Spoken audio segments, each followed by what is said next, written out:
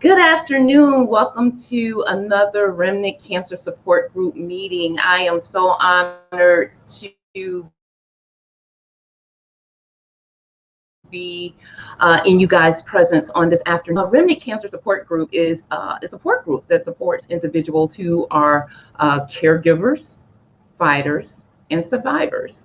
And so, what we do is we encourage individuals that are on a journey or individuals who have come out of the journey and still continuously need to be encouraged.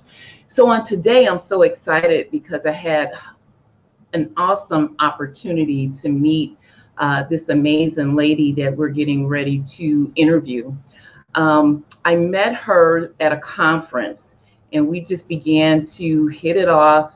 And during that time, her mother was going through a journey of her own, and they allowed me to encourage her mother on the journey. So today, I want to allow you guys to listen to her testimony that in every situation or any circumstance in life, that there's always going to be a fight. Of course, we're talking about cancer, but I want you guys to really listen to who she is as an individual, the type of family that she had. To Zaniab Nassar. Hi, Deidre. Thank you Hi, so much for Zainab. having me here today. How are you, honey? I am well. I am well. I just shared with our viewing audience that you are going to share with us the highs and the lows of what you went through as a result of your mother being diagnosed with bone marrow cancer. And so today, I just want you to give everybody the unadulterated truth about your journey with your mom. So let's start with talking about Zainab. Tell us about yourself as an individual. You know, what do you do? Mhm. And what's your role in your family's life and the role that you have at your job? Can you just tell us about who you are? Okay. So my name is Zaniab Nassar, and I am a cardiac registered nurse. I've been a cardiac nurse for about 10 years.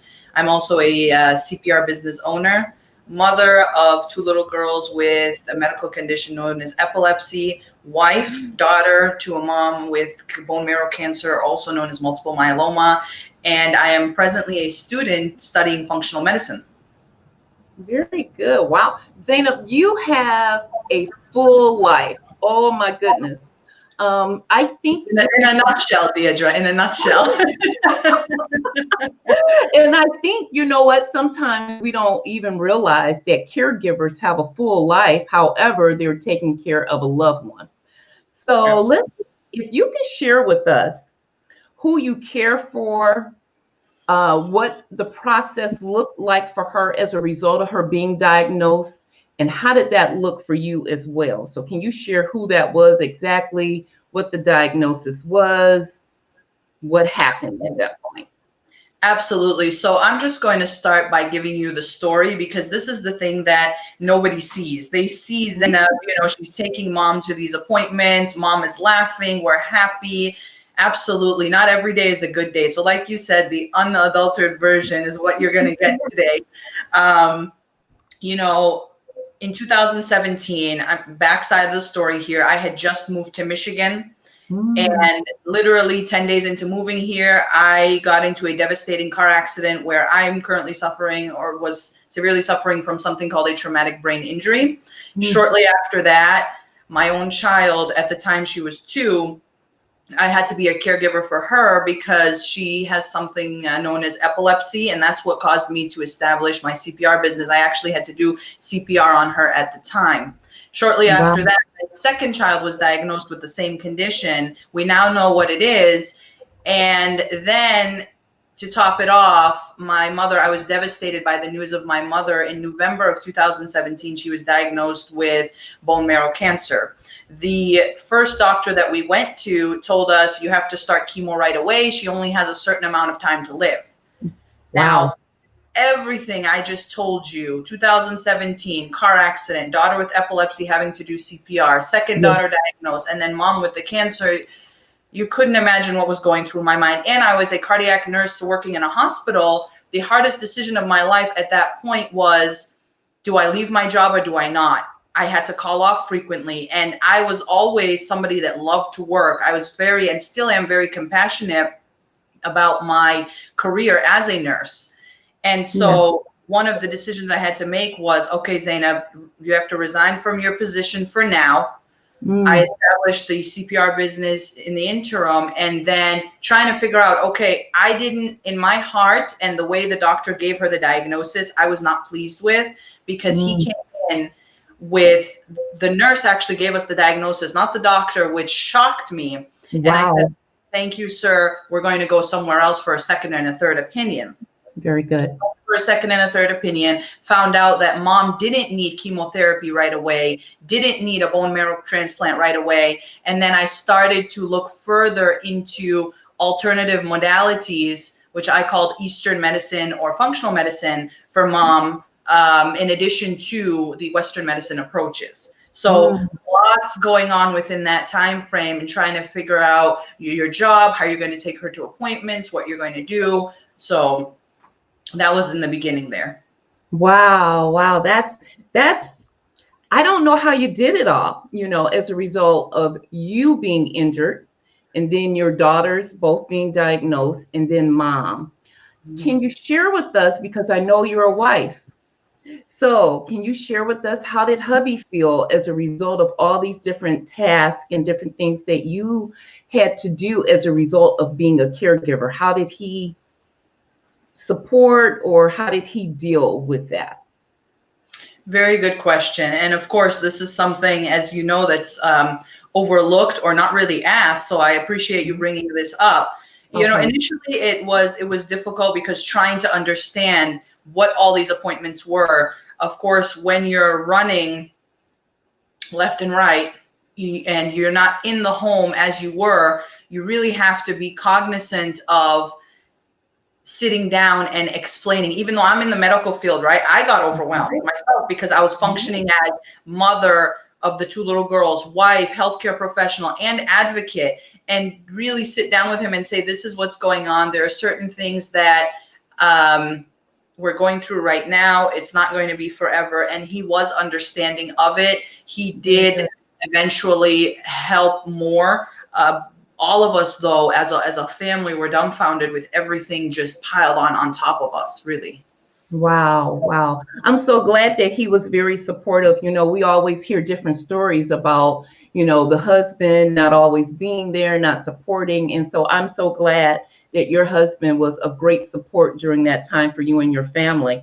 I really would like for you to share with us, Zaniab, I like to make sure individuals understand that sometimes there's a history of cancer in the family. And so I want you to share whether or not there was any type of family history of cancer prior to your mother being diagnosed. Great question. So yes, there was actually, in 1996, my grandmother was diagnosed with brain cancer. She had a brain tumor. Oh, wow. And she died in 1999. And she's my maternal grandmother, so my mother's mother. And my grandfather, also my maternal grandfather, had lung cancer, and he died in 2001. So yes, there is a family history. Not that they're related, because certain cancers are not related to genetics or family history. I know breast cancer is, but there are others that are not. But yes, we do have it in the family. And it is important to let your doctor know, just so everybody is aware. That way they could give an extra eye to certain lab work or blood draws or tests that you may or may not need. Absolutely. And I think that's a really good point that you brought up, because these interviews, I'm making sure that individuals see that sometimes there is a family history. And if there is a family history, you should go get checked or get looked at. May not necessarily be something that they may have, but just as a result of it being father, mother, or, close aunts, relatives, So I thank you for answering that question. One of the things I want to ask you is, because you talked about your daughters both having, special needs. How did that coincide? You know, I'm quite sure they had to do things differently. And then you're a nurse. How did you put all that together and make it happen for your mother who needed appointments and so forth and so on as well? So basically, how I was able to maneuver and get them to their appointments and get her to her appointments is what you're saying, just getting it all together, Yeah, right? yeah. Okay. The biggest thing that I will say is that I don't believe in work-life balance, because when you tell me balance, that's overwhelming to me. Balance means that everything has to be equal in my mind. 25% to the home, 25% to your job. You know, I believe in something called integration, where you're integrating each piece of your life day by day and realizing that it's not going to be perfect. And there are certain days that you're just not going to be able to do certain things. Not that you're not capable, but one thing takes precedence over the other. So that is the first thing, being really good at time management and Yeah. being able to bring it all together. And that's what I was doing before, but you really have to hone in on the time management piece. Because if your daughter has an appointment, say at 12, she goes to speech therapy, physical therapy, behavior therapy, right? And then mom has appointments all day at the cancer center. So maybe dropping her off and then going with your children. So bottom line is a lot of time management. And if I could get someone to help with these appointments, I would. Now, my husband also worked, so it was really me doing that. I do have family that were supportive, but they were out of state. So during this time, they were not here to physically take her during the treatments, but I was able to maneuver it that way. And then the biggest thing that a lot of us neglect is the mindset piece when it comes to this. That mindset that, you know, you can easily start by asking yourself, why is this happening to me? Or how am I going to do this? You must sit down with yourself and map out how you're going to do it and why you're doing it, and it will happen. And it starts falling into place. And I'm not going to say that it was a cakewalk.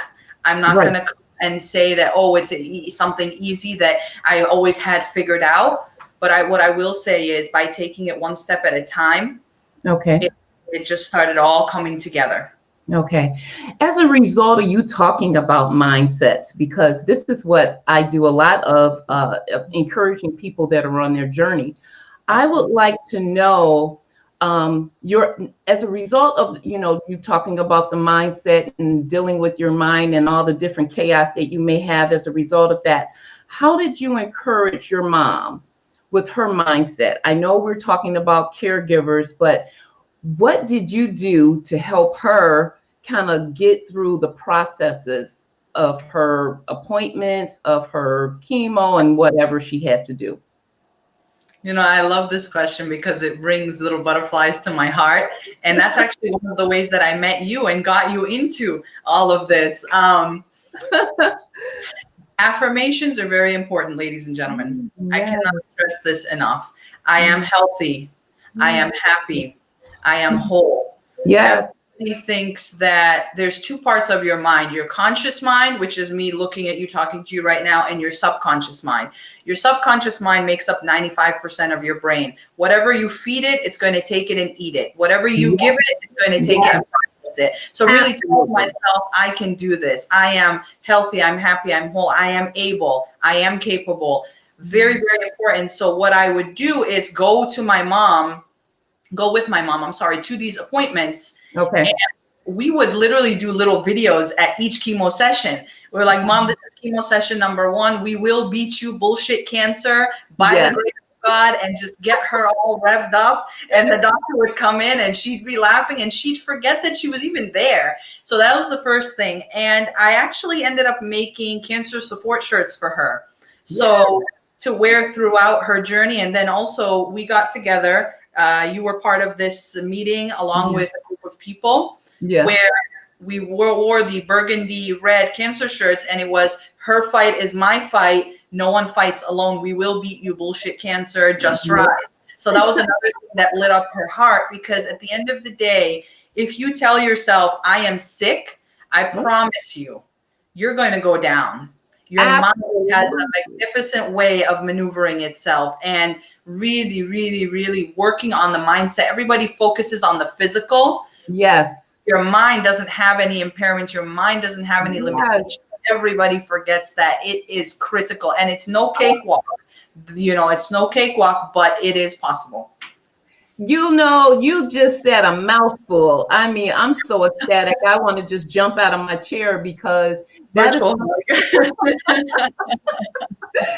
is something that I teach, because one of the things I know for sure is that if the mind is stuck on the negative, it really makes the physical body sick, makes it worse. You know what I mean? If that makes sense. It's kind of like, once you have already decided in your mind that I'm not well, or I won't overcome this thing, or I'm not victorious, you literally in your mind can make yourself more sick than what you already are.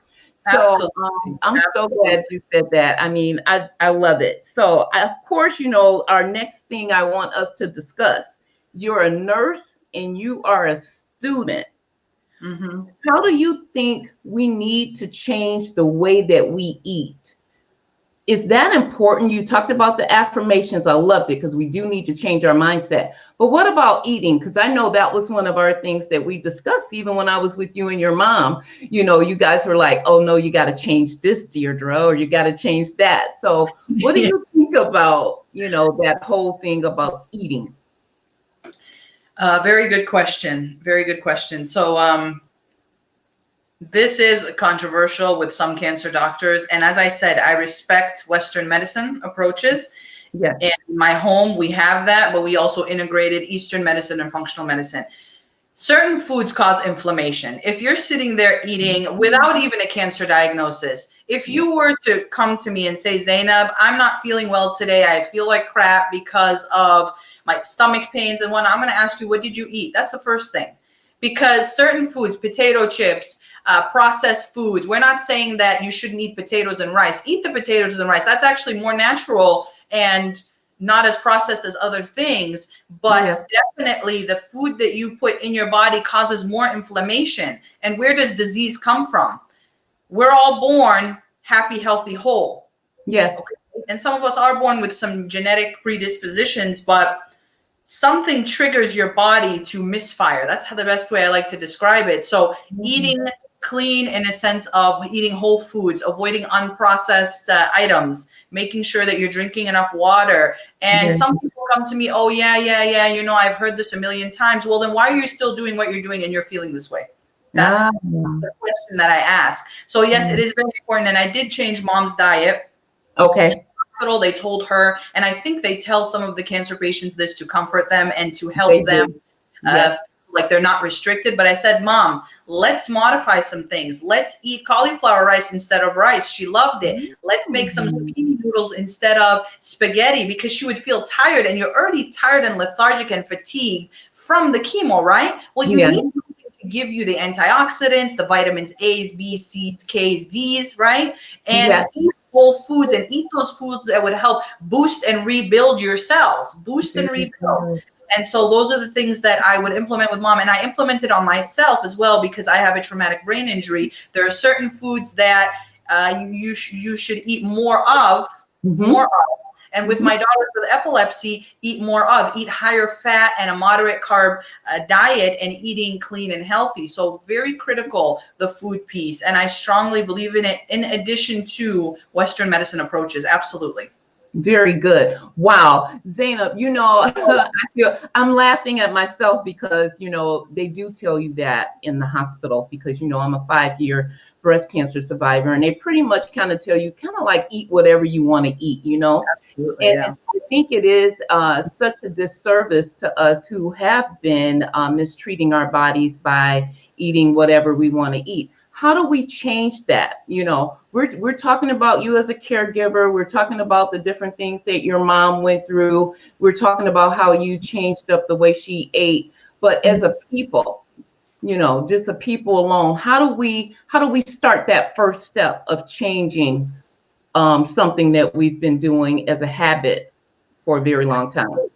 Absolutely, absolutely. No, and as I said throughout this whole interview, it's not a cakewalk and it's not something that's going to happen overnight. Mm-hmm. But the first thing is, if we're talking about food, keep a food diary.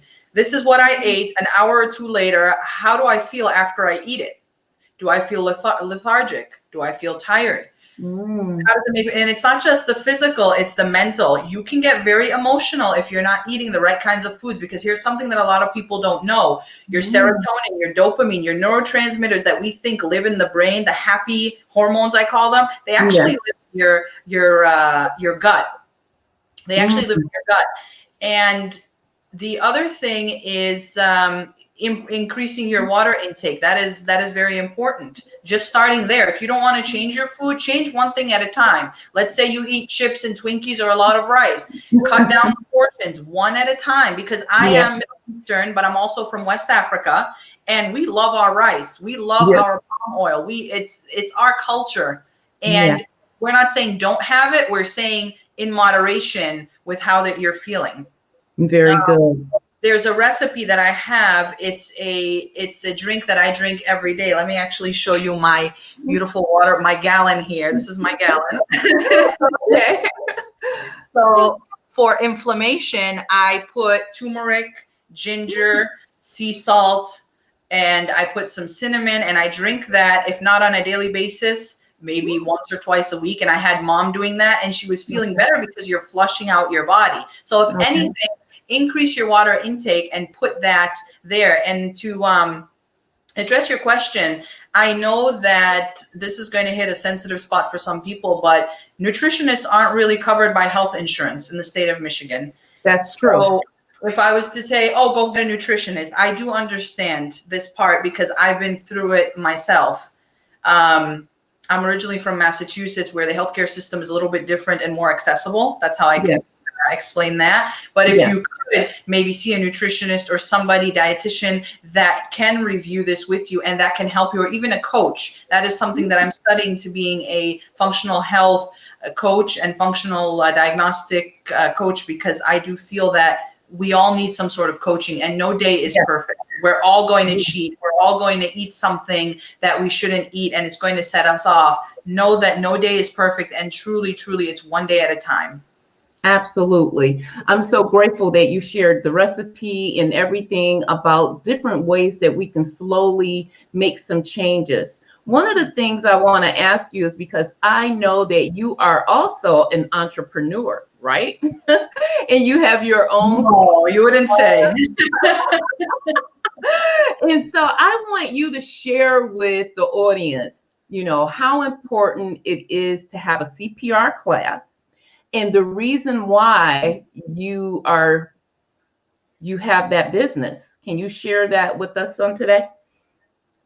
Absolutely. So the CPR business was established after I had to do CPR on my then 2-year-old. She's 5 years old. Rihanna, we were July 4th, 2017. It's a day that I will never forget. Putting aside the fact that I was a nurse, putting aside the fact that I had years of experience in the medical field, when your child goes down and starts turning blue, ladies and gentlemen, you don't know the feeling and the panic that comes over you. And it took EMS over 20 minutes to arrive. So if I didn't know how to perform breaths, if I didn't know how to perform CPR, my daughter Rihanna would not be here today. Wow. And I then established that business because at that same time, if we go back to the timeline, I had to leave my job in the hospital as a cardiac nurse to help take care of mom. So then I started the CPR business to help spread awareness. Because Deidre, the reality is a lot of people don't know how to do CPR. And we live in a time where COVID, okay? And a lot of people have this misconception that CPR is only needed for people that have heart conditions, because CPR stands for cardiopulmonary resuscitation. Cardio, heart, pulmonary is lungs. You could go down from a heart attack. You could go down if you have pneumonia, flu, asthma attack, anything that causes your body to malfunction. Yes. You will need, God forbid, hopefully nobody will ever need this, but those around you must know how to perform CPR in order to save a life or to get the loved one to the hospital. Very important and very critical. And one thing that I learned, which I was shocked when I found out, Deidre, is that many school systems do not mandate or require their Wow. teachers to have CPR training where daycares do. And I'm still shocked when I talk about this. Wow. Wow. That's amazing. As a state employee, we have to train yearly for CPR, but I think sometimes it's important to share with individuals, the importance of a thing, because sometimes I think we even take things for granted.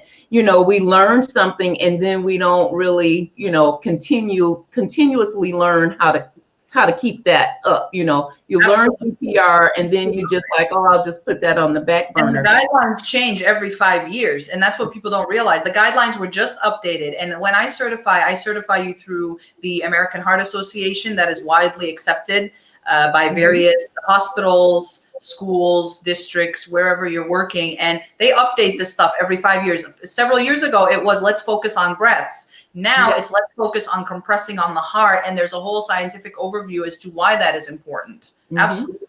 Very good. Thank you so much for answering that question. That is really good. And I guess what, Zainab, when we get off of this broadcast, I need to sign up, because we don't know at what moment or what time we will need to use that CPR. And it's just vital in the season that we're in. As a result of COVID-19 happening, did that affect you or your mom during the cancer process? Is her treatment, was that happening as she was going through? How did you guys deal with that as a result of COVID happening? Or do you even think that the cancer went on the back burner and COVID went on the front burner for a lot of people? How do you feel about that? So here's the thing. Mom had her transplant in February 2020. Shortly after she was discharged from the hospital, COVID hit. So I am grateful that we got out of there at that time. And as far as appointments, they had gone virtually. Now, that's a little bit of a roadblock for us because my mother is not computer savvy. She definitely knows how to use a computer, pays bills online, whatnot. She's very independent. But when it comes to going on to Zoom or Skype or whatnot, that was difficult for her. So I had to be there for that. And we just had to be very careful because you are talking about someone that has a compromised immune system. You cannot go out like you used to. And you're trying your best to not live in fear mode and continue to live your daily life, but being cautious that, okay, well, this woman is going through 1, 2, 3. What are we going to do? So we definitely kept the phone nearby and had a lot of Zoom meetings with the physician. That's the best way that we handle that. Okay, very good. How did you deal with, I know you mentioned that you have family out of state and you were probably more so the go-to person because you were here in Michigan with your mom. How did you guys come together? Did you guys eventually come together, your other siblings? How did that work, as a result of you being maybe the prime person that everybody went to? So I have a brother that is out of state, and also my uncle is out of state. So when it was time for mom's transplant, they came for the transplant. And prior to that, it was stressful because you could read so many things online about bone marrow transplants and multiple myeloma and what stage it is, what, the rate that people live, the rate that people die. It was like, okay, I personally was trying to keep it together for everybody. Personally trying to always push forth and put on the happy face, which I genuinely was trying. And of course, as I said, you have your down moments. We all do. So I was trying to keep it together for my brother, for my uncle, for my aunt, and keep them informed as best as I could, whether that was getting with them on the phone or sending them voice recordings of the doctor speaking to mom and what he said so they could hear it firsthand. So yes, I was acting as a daughter and caregiver and healthcare professional, but we really came together and tried to learn from each other during this time. Very good. I got another question to ask you, and I think I see that smile. But how important do you think it is for individuals to be a part of a support group? It is critical. Okay. It is critical because when you are alone in your own bubble, in your own space, running to doctor appointments left and right, ladies and gentlemen, you then start seeing, I want you to envision for a second, say I have a white dot on a black dot, I'm sorry, on a white background. So I literally have this black dot on this beautiful white background. When everything is going south, the only thing that you're going to see is that black dot. He just gave me a diagnosis. Who do I turn to? What do I talk about? We forget about the beautiful white background and what we should be grateful for. Yes. And gratitude plays a very, very important role in this. And the reason I bring this up is because you will find that in a support group. Being supported or supportive helps you get through whatever it is you're going through. And I firmly believe that because Deidre, you came to our home and we were blessed to have you. You came and spoke to mom. When I met you at the conference and I told you, listen, this is what we're going through. There's only so much I can do because I am the healthcare professional. I am the daughter. I am the advocate. I am the caregiver, but I want her to hear the story of someone who went through chemotherapy, someone who lost their hair, someone who had nausea, had vomiting, and she sat there and actually opened up to you. And I was shocked, but I was happy. And it was beautiful because mom didn't attend the support groups, but having you come out and being able to call you when needed was a lot of support. So it's very critical. Very good. Thank you so much. Because I think a lot of times, I'll call it the world system, Zaniab, that individuals don't think that support groups are important. And I think a lot of times we don't even think about the fact that we do really need to talk about how we feel about situations. You know what I mean? A cancer diagnosis is something that is huge. And, your mom shared some things about how she felt, and then it allowed you to also share how you felt about some things. So the fact that I brought that up is because a lot of people don't get that whole idea that support groups is a big thing and it's needed. It goes on the back burner. To me, support groups are just as big as going to your doctor's appointment and go get looked at. Even once you have survived this cancer, I think it's still good to have not only the affirmations, but also somebody that you can call on or you can talk to. I want to bring up this last point before we're done with our session. I want you to talk to us about you being a motivational speaker. Can you tell us what it is that you do and why you do it as a motivational speaker? So in the nutshell or the long extended version? We got about 7 minutes, so however you would like to share it. No, I'm just giving you a hard time, Deidre. Really, with my experiences since moving to Michigan, with myself, with my children, with my mother, it's personal for me. And I feel that me being a nurse as well and having my background in nursing, you have to have a certain compassion for people. You really do. Yeah. And so that's also my driver. And I really like to see people live their best self and live the best version of themselves, because let's be real here, unfiltered, it is difficult. There are times when you're just going to sit down and cry. There are times when you're going to sit down and even ask yourself how. We've all been through this. And for me to be able to go out there and coach individuals on what I had gone through and the 5 aspects of life, I call it, that I discuss, whether it's the mental piece, the physical piece, the spiritual piece, talking about functional medicine. These are things that I go out and speak about. I pursue health talks, because at the end of the day, when you know and you have knowledge and wisdom, that's what helps bring the person as a whole, mind, body, and spirit. And I really hone in on that a lot. I really hone in on that a lot, for sure. Very good. I have totally enjoyed this talk. This interview was absolutely amazing. I just have one more thing. If you met an individual who was going through the same type of cancer as your mother, bone marrow cancer, what could you say to them to keep them encouraged on their journey? What is it that you would like for them to know as a result of your mother going on that particular journey? How to stay focused, how to stay vibrant. What is it that you would like to share with them?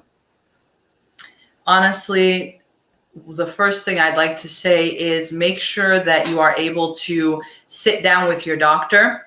You have someone that will sit down with you, educate you, going back to the knowledge piece.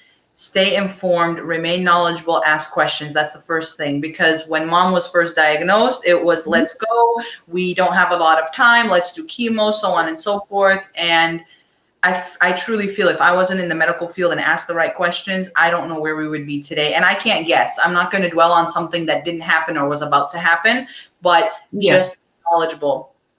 As well as, again, don't just focus on the doctors when they tell you you're going to have physical limitations, fatigue, losing of the hair. We have to focus on this. This is critical. The mindset, the affirmation, the I am enough, the I am going to get through this. I am a spiritual person and I respect all faiths. I respect all religions. I respect people as an individual, and I take this to a whole nother level. Practice what you know to practice best. Do what you were doing before. Don't think that you cannot.